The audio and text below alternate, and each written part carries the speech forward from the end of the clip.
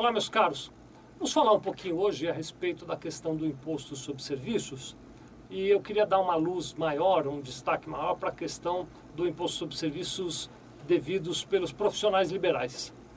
Bom, primeiro vamos definir essa questão do profissional liberal. O profissional liberal, segundo a legislação, especialmente do ponto de vista tributário, é aquela profissão que tem uma regulamentação. Então são os profissionais de profissão regulamentada, como por exemplo médicos, dentistas, engenheiros, psicólogos, advogados, contadores, engenheiros e outros mais, né?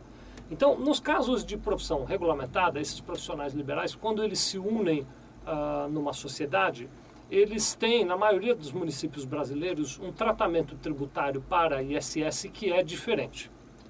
Quando eu estou falando de um tratamento tributário de ISS diferente, o que eu quero dizer é o seguinte: a maioria das empresas paga ISS num percentual sobre a receita de serviços. Então, por exemplo, eu tenho uma empresa de pintura de parede. Eu vou lá, faço uma pintura na parede, emito uma nota fiscal de R$1.000, eu vou pagar um imposto sobre serviço que é calculado através de uma tabela de percentuais. Então eu pago 2% sobre o valor da nota fiscal, ou, dependendo da cidade, 5% sobre o valor da nota fiscal. Normalmente as alíquotas de ISS ficam nessa faixa, entre 2% e 5%. Então o que acaba acontecendo é que, para as atividades em geral, o ISS é um percentual do valor do serviço prestado. Para os casos de profissão regulamentada, há uma previsão que nas sociedades uniprofissionais o ISS é pago através de uma tabela fixa e não pelo valor do serviço prestado. A diferença pode ser grande. Então, ao invés de você pagar, por exemplo, 5% do valor de cada nota que a tua empresa emitiu, você paga um valor fixo por ano e emite quantas notas quiser. Normalmente é um grande negócio. Normalmente esse valor fixo é bem menor do que o percentual do ISS devido pelas empresas sobre a emissão da sua nota fiscal.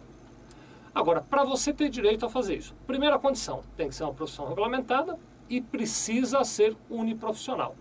Aí alguém aí vai levantar a mão e dizer, mas o que é uma sociedade uniprofissional? Vou explicar. Uma sociedade uniprofissional, segundo o que define a lei, é aquela sociedade na qual todos os seus componentes, todos os sócios, têm a mesma profissão liberal.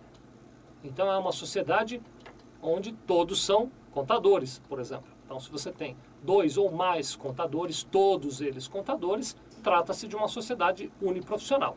Se a sociedade fosse 2 contadores e 1 advogado, já não era mais uma sociedade uniprofissional, porque aí tem alguém com uma outra profissão.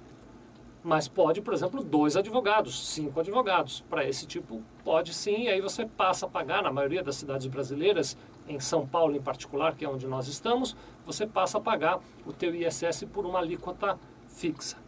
Até aí acho que é claro, né? Ficou muito fácil. Se todos têm a mesma profissão, alíquota fixa. Se não tem, tem que pagar um percentual sobre o valor do serviço prestado.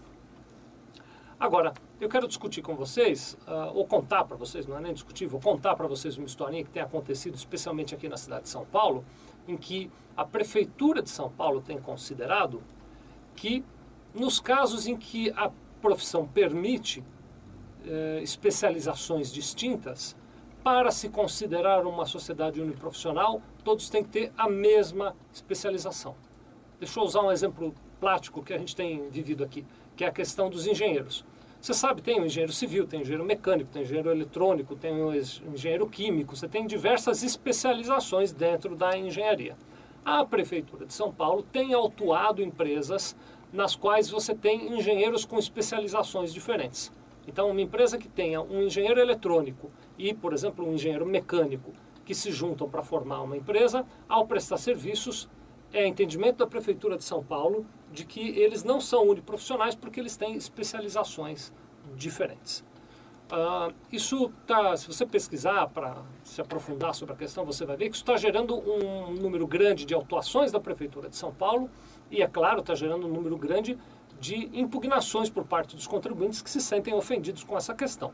Há decisões nos tribunais nos dois sentidos, decisões que dizem que a Prefeitura tem razão, decisões que dizem que os contribuintes têm razão, e o resumo da ópera, por enquanto, é que o assunto não está pacificado, ainda vai passar bastante água por debaixo dessa ponte até ele ser pacificado. Até lá eu recomendo cuidado da sua parte, se a sua profissão permite alguma especialização, é interessante pensar bem no assunto antes de tirar proveito dessa alíquota, perdão, dessa tabela fixa para pagamento do ISS no caso das sociedades uniprofissionais.